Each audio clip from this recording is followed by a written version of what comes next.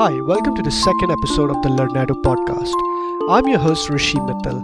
Today I'm speaking to Imran Esmail of escapeyourdustjob.com. Imran is an expert marketer who teaches people how to use social platforms like Quora and Slideshare as a way to grow their audience. Imran has written many popular books and taught courses on the subject. I would like to apologize for the audio quality. We had some technical issues while recording, which caused some lag and overlap in the conversation. I hope you'll still enjoy the conversation and learn something useful from it. Let's hear Imran's story. Good. How Hi, you doing, Imran, how are you Hrishi? doing? I'm doing great. Thanks for taking the call. It's really I'm nice glad to to have be you on here. the podcast. Yeah, would you like to introduce yourself Imran for the Esmail. I'm listeners? from Toronto, and my website is Escape Your Desk Job, where I teach people how to write books and launch online courses. And right now, I'm just going through the process of launching a course of my own, Slides That Sell. And in leading up to it, we're kind of launching this where we're inviting the top, SlideShare users in the world to teach everybody how they do their thing. And then we're going to sell that course. Wow, that sounds exciting. Lots of news. A bit about your background. How did you get into this kind of stuff? Where did you start Well, your so I growth? want to take you back to like when I had an actual job and stuff, and then when I started to get into the entrepreneurship world. Yeah, so originally I was working at Yeah, sure. Deloitte, which is a accounting firm here in Toronto. It's probably all over the world as well. And I was working in the financial advisory group. And then during the, '08 crisis, the whole group was kind of broken up, and the whole team was let go, including myself. At that point, I joined Grant Thornton, and I was working as a productivity consultant. So we'd kind of fly all around the world, and we'd basically be in charge of turning around companies. So we go to like a manufacturing facility and either increase their productivity, or we let people go, whatever it might be. And then at that point, I didn't really feel like that was a life that I wanted to lead for the next 20 years of my life. So I got out and started getting into startups, and then launched my first startup, which is RevPar Max. And we were actually helping people like hotels look at the revenue and see where they can optimize it. And then I kind of got into the teaching courses and stuff as well, which I really enjoyed more than I actually enjoyed the startup. And then kind of went down that road. It was RevPar What's the name Max. of your startup you said? RevPar Max. RevPar RevPar is Max. actually an industry term for hotels. It's a revenue per available room. To check it out. Okay, and then so that was your first startup, and then did No, that I lead guess you into teaching I've world? always enjoyed teaching, and I started on looking at Udemy when it first came out, and thought I'd just put a course out there for fun. It was about productivity, so I spent about a month putting it together. I got a lot of good feedback, probably around like 5,000 students now, and I just really enjoyed the process, so I just kind of kept going with it and did more. Yeah, sounds good. Yeah, I think that's Yeah, the time exactly. management Yeah. course you're talking about, isn't it? Looks really good. And how did you get into sort of more the growth and marketing type Right. of At some point, I started answering questions on Quora to spread my knowledge, which is part of getting people to the courses, and also just to see what people wanted in terms of different material. And then, funny enough, I ended up growing my Quora account to about 1 million people or 1 million views within probably like 48 days, I think it was. And then I was like, there's something here. I've talked to so many startups and so many people that I know, and the biggest thing people struggle with is getting traffic, getting views, getting noticed. So then I just put a book about Quora out because I was already writing books anyways, and I got a lot to know more about this growth part. So then I started getting into the growth market, and that was kind of where I'm teaching now, is merging courses with growth marketing kind of thing. Cool. Yeah, I think you, if I'm not mistaken, you're one of Well, the I don't know if I was the most most read read people on Quora. person on Quora, but I certainly am up there. Well, I was Quora is talking such a to these guys powerful on a tool. podcast the other day as well, and I'm just telling them that with Quora, you get the opportunity to connect with people one-on-one, which you don't get to do with like Twitter or Facebook. Well, you do on Facebook, but it's much more intimate on Quora because people ask questions that they're really struggling with, and a lot of times it's anonymous and they really want answers to. So when you leave an answer for somebody that's really thought out well, they're much more likely to engage with you for years to come and then buy your stuff. So people that visit my website are much more engaged than people that are visiting from Facebook or Twitter. That's why I think it's so powerful. Yeah, I mean, especially since I discovered your book and just sort of found out about your Quora work, I have been using it a bit more as well. I have noticed that I guess startups or companies discover a trick, everyone tries to do it. And I've noticed that a lot of times there'll be a question about, oh, how do I solve X? which will be a very specific sort of business related problem. And people are just start linking to their products and say, oh, buy my product. And that's how you solve it. And when I read your stuff, I can see that that's definitely not how you Yeah, I answer. think it comes down to Can the you talk a bit about authenticity. that? I mean, if people are using Quora as a transactional place where you're just trying to get a sale, people can feel that right away, right? But if you're authentic over time, it really shows up because you care about the people that you're answering questions for. And then the product is just an afterthought for them. People visit my website mostly from my profile and not even from my content itself, right?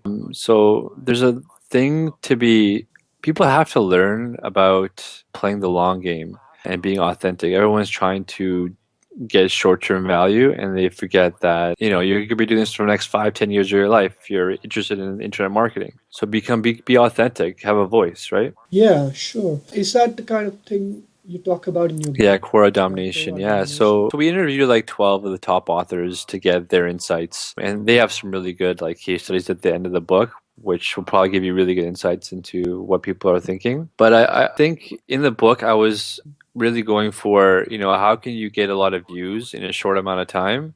And it doesn't mean that you have to, cheat the system or anything. It's just telling you where to focus your attention, right? You can focus your attention on a lot of things, but if somebody directs you in the right place and you do it, like you answer the questions in detail and you really care, the view count just comes naturally, right? So my thinking for the book was, give people somewhere to focus so they don't just like answer willy-nilly. And then that way they can get their view count up, but they can also leave really good important answers for people. Right. And how's the book been received? Have Yeah, people, funny enough, it's are a kind of lot of picked up people on its reading it own, and I getting more guess. I feedback? answered a lot of questions when the book was coming out, and I guess people started picking up themselves. And I'm starting to get like top authors messaging me on Quora saying, "Oh, this person read your book. I heard you mention me," all these kind of things. And it's kind of being passed around organically, which I like. But in terms of the community itself, it's fairly small, so we don't have a lot of writers that are regular writers.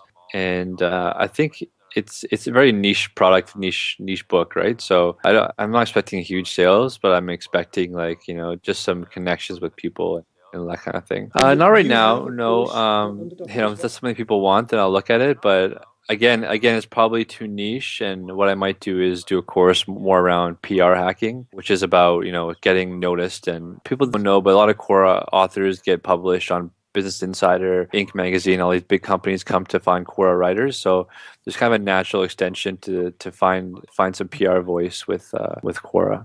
Okay, great. Just curious little bit about your writing style and in general, how you write on Quora versus say how you write on a blog or a newsletter.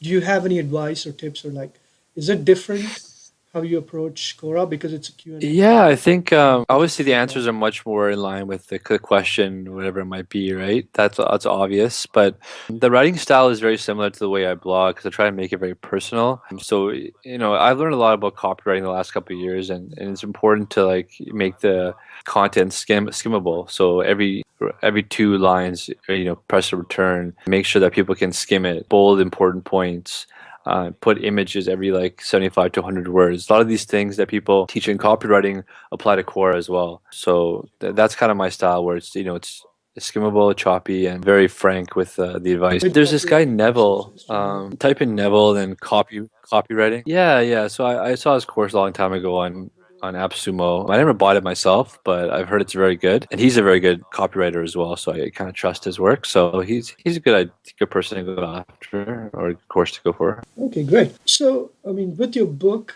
and also the courses you've taught online, you've got a fair bit of teaching experience now. Can you tell me a bit about how that's been for you and I just think so for Udemy specifically, it's been a challenge to get people engaged. A lot of people just kind of buy the course and because it's always discounted and they kind of buy it, they never actually carry through with the material, which as an instructor is very frustrating because you want people to get the value, right? Obviously, if people don't, carry through and then they complain about the course, then it's not really fair either, right? So it's in the person's hand. So what I've been doing recently is I'm now publishing more comprehensive courses, and I'm increasing the price to $200, $300 or more. Because I believe that people you should invest in your own education, and by investing in your own education, naturally you're more likely to carry through things. I really believe that. And then as an instructor as well, I'm much more engaged with the community because I know that they care enough to pay that much. Right? yeah, I mean, I definitely relate to the point of just buying courses or even books and never reading them or actually doing the course. So Yeah, I yeah, mean, that sounds nothing great. comes easy. I mean, people think that making money online and doing all this stuff is very simple, but it takes a lot of learning, and you have to kind of fight through it. And I think if a course teaches you anything, you have to go through it properly and do each step in the process, right? Yeah, so on that point, how do you have some recommendations for students for how they can As a get student, yeah, I think obviously choose the as a student? courses you're going to buy very carefully, do your research and stuff. But then also, when you do buy a course, don't spend $10 in it or steal it from online, because the chances are you'll never actually carry through, especially if it's a longer course or an important topic, because it takes time to learn everything. So put the money in, $300, $400. I know it might hurt your pocketbook, but when it comes down to it, the learning you'll get from it is 10, 20, 30 times more important than the value of what you paid for the course. Yeah, I think that latter point definitely people struggle with that. Especially because a lot of people expect that Yeah, information is free and content should be free. So the crazy deals and yeah. Like, against how many credit and times you stuff can bought, be like, got from picked up like a websites. ebook for like $10, and then you never actually read it, or $2, or you opt into like a list and then you never actually use it. How many times are people going to do that before they understand that it's not about the cost, it's about their mentality going into it, right? I mean, And also, point on when you take a course to actually do the exercises, to then actually complete the whole thing and make sure that yeah, you actually absolutely. I develop the mean, skill that you set no out to question learn. about it. You probably know. You probably have a few courses out there that are similar, right? Or, Yeah, I'm thinking a lot about this stuff right now because for Learnetto, I mean, our focus is very much on improving outcomes both for students and teachers so that we don't end up being another marketplace which just sells courses for cheap, doesn't care about the students or the so in terms of like increasing engagement for students, we're trying to make better communication tools for both of them so that teachers can actually talk to students and ask them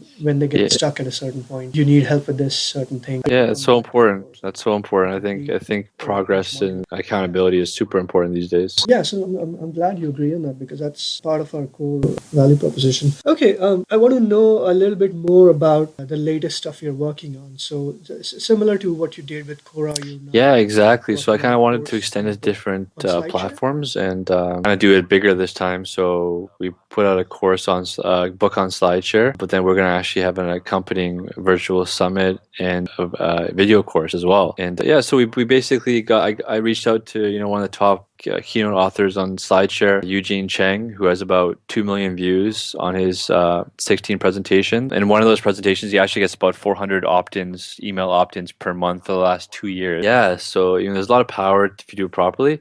So we basically brought all the top authors together for this virtual summit on March 9th to 14th. And we'll basically be teaching everything from how to design a beautiful Okay. presentation to how to get a job with SlideShare to, what's the future of visual marketing. So it's like a really comprehensive look at the way visual marketing presentations, infographics are all going to go in the next 5 years or so. And then at the end, we're going to actually sell the course, which is taught by Eugene himself. Eugene typically charges about $5,000 to do one presentation, so it's a ton of value. We're taking all his knowledge and just packing into this course. So there's like all the way from like developing a storyline to how to create a nice presentation, like everything. All of it is being taught. So I'm really excited to see how it works out. Yeah, it sounds really exciting. I mean, I want to go back a little bit and I want to find out a bit more about why SlideShare. You said you wanted to expand out to more platforms. Did you consider other Yeah, I platforms or think then you just I personally search had some for a success on certain reason? SlideShare myself, so that's one of the reasons why I looked at it carefully. And then there were certain people on it who were doing excessively well, and it was kind of an untapped market so far. I mean, everyone's talking about Facebook, Twitter, which rightfully so, they're really big, but SlideShare was kind of left off the map. So I wanted to find out more about it myself, and then I kind of decided to put a book and teach a course about it as well. But it came from basically my own learning. I wanted to find out more, and it's kind of part of the whole Quora SlideShare growth hacking series I'm working on. Okay, so, I mean, without sort of giving away the contents of your book and summit, just can you tell us briefly So about first of SlideShare and all, why it's so important? visual marketing is extremely viral.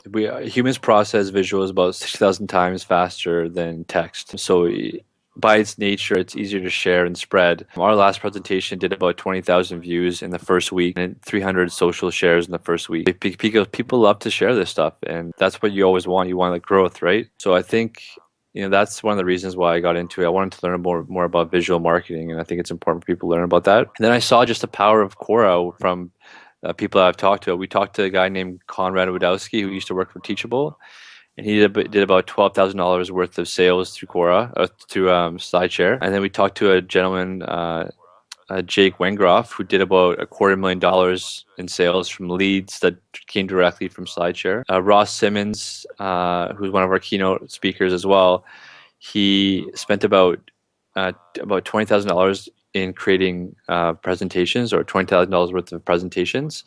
And he booked 2 speaking engagements, which paid him back within like a month of him putting those presentations out. It's a great branding technique. It's a great sales channel, great lead channel. And I think everyone should be using it. Yeah, no, it sounds very powerful, and I've started using it a bit. Well, most people aren't very good at visual marketing. I mean, it's very difficult to create beautiful presentations if you don't know the skills, right? So, our course hopefully, will teach you that, and beyond that, I think all visual marketing in terms of, graphics for your website, graphics for Facebook, Pinterest, they all have the same principles. So I think it's a really important avenue. Okay, it's going to be a 4-day event, Wednesday, Thursday, Friday, and then the following Monday. And we have about 6 speakers so far. Okay. So it's going to be sort of live streaming. Yeah, no, it's a live online event. Is it an actual It's we're hosting on Crowdcast. It's a really cool webinar kind of platform, and people can ask questions. You can, we have polls and stuff. We have chats. It's pretty cool, actually. Yeah, I was watching Paul Jarvis the other day. He was doing a Crowdcast about a new MailChimp course he's just launched. Actually, I mean to get him on the show as well. Yeah, it seems like a really cool platform. Exactly. So that's going to be where all the summit video talks are going to be streamed. Okay, cool. We'll definitely include links to all of these things in the show notes. Yeah, I think that's all the main questions I have for you today. Do you have any other advice or tips you want to share with our listeners? I would just say, even though I teach about growth hacking, at the end of the day, it comes down to making personal connection through whatever you put out. So I show the best way to growth hack and build your business really fast. But at the same time, you got to put out good content to fill in those gaps, right? So I think it's important for people to understand that it's not all about you. It's about other person and making sure that you're giving a ton of value before you get anything. So my website, my personal website, where I kind of talk about, building online businesses and passive income and all that kind of stuff, is escapeyourdeskjob.com. And I kind of just show people behind the scenes of when I actually build the courses and books and all that kind of stuff, so you can understand how the magic happens. And then if you want to learn more about the SlideShare course, it's slidesthatsell.co is a course, and slidesthatsell.co/summit is a virtual summit that we're running. Okay, great. Got that. Thank you. That was Imran Esmail of escapeyourdeskjob.com. You can check out his latest book and course on SlideShare at slidesthatsell.co. I'm your host Hrishi Mittal, and you've been listening to the Learnetto Podcast. You can check out all our podcast episodes and transcripts on learnetto.com/podcast. Please subscribe to our podcast on iTunes and share it with your friends. See you next time.